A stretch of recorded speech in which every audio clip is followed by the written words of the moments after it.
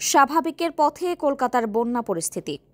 রাতভর বর্ষণের পর ধীরে ধীরে স্বাভাবিক হতে শুরু করেছে কলকাতার বন্যা পরিস্থিতির।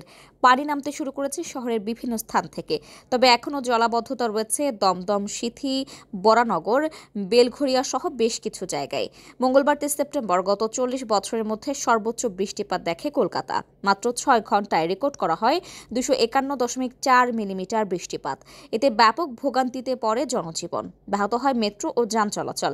ফলে পুজোর ছুটি এগিয়ে নিয়ে এসে বন্ধ ঘোষণা করা হয় স্কুল, কলেজ। অপরদিকে মাত্র একদিনের দুর্যোগে প্রাণহানি বেড়ে দাঁড়িয়েছে ১০ জনে।